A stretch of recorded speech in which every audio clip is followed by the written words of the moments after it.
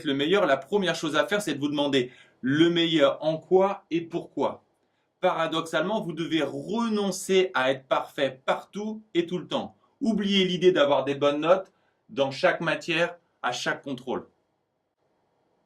Vous devez comprendre que si vous voulez vraiment progresser sur le long terme, vous ne devez pas avoir peur de faire des sacrifices. On peut difficilement faire des efforts sur toutes les matières en même temps. M'en bats les rien à Vous avez le droit de le penser, évitez juste de le dire. Alors, si vous voulez vraiment progresser, vous ne devez plus penser au présent. Vous devez regarder beaucoup plus loin. Une erreur à ne surtout plus faire, par exemple, c'est de compenser dans les matières où vous êtes moins bon en apprenant par cœur. Vous devez voir loin et travailler en fonction de vos objectifs. Un élève qui veut être ingénieur ne portera pas ses efforts sur les mêmes matières que quelqu'un qui veut faire médecine ou école de commerce. Et si vos objectifs ne sont pas encore clairs, ayez en tête que ce sont des qualités générales que vous devez développer pour votre avenir. Montaigne avait déjà résumé cette idée à la Renaissance. L'important, c'est de savoir utiliser sa tête intelligemment, et c'est toujours aussi valable aujourd'hui.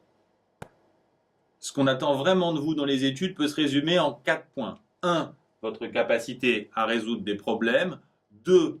La qualité de votre expression à l'écrit et à l'oral. 3.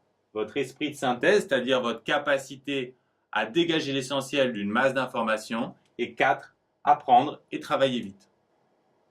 Pour développer vos capacités de raisonnement, pas de secret, il faut s'entraîner régulièrement et faire des fiches stratégiques. C'est aussi en faisant des fiches que vous allez développer votre esprit de synthèse. J'ai déjà expliqué dans 2 autres vidéos ce qu'est une fiche stratégique et comment faire des fiches de plus en plus efficacement. Pour l'expression, il faut lire.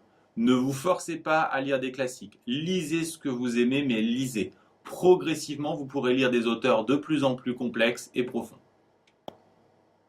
Il faut aussi prendre l'habitude de vous relire le plus souvent possible en cherchant des tournures précises, l'idéal étant de pouvoir être tout en nuances ou clair et concis. simple, basique. OK. Pour la vitesse, il faut booster vos fondamentaux. J'expliquerai pourquoi et comment dans une prochaine vidéo. Pour gérer tout ça, vous devez travailler efficacement, c'est-à-dire sans perdre votre temps. Prenez l'habitude de travailler en temps limité.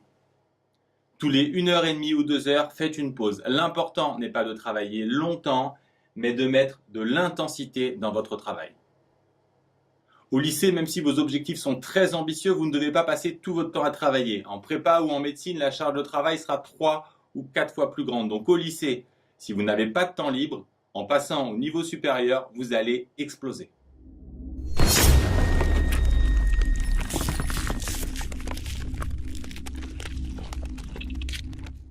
Étudier efficacement, c'est avoir de très bonnes notes dans les matières que vous avez choisies sans y passer trop de temps. C'est clair par exemple qu'avoir 17 en maths en ayant révisé 3 heures ou 15 heures, c'est pas du tout la même chose.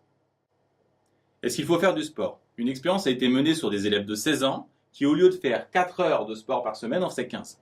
Ce n'étaient pas des sportifs de haut niveau, ils avaient été choisis au hasard. Quand à la fin de l'année, on les a comparés aux autres, ils étaient plus grands, plus forts, moins souvent malades, et leurs résultats scolaires étaient meilleurs. Faites du sport, il diminue le stress, il booste le système immunitaire et il améliore le sommeil qui est un des principaux facteurs d'apprentissage.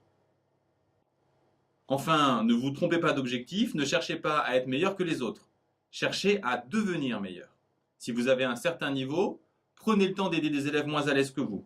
D'une part, vous vous sentirez plus utile et en plus, expliquer à quelqu'un d'autre est une des meilleures façons d'apprendre. Et pour finir, essayez de ne pas perdre de vue pourquoi vous travaillez. Même pour les meilleurs, il y a beaucoup plus important qu'être le meilleur.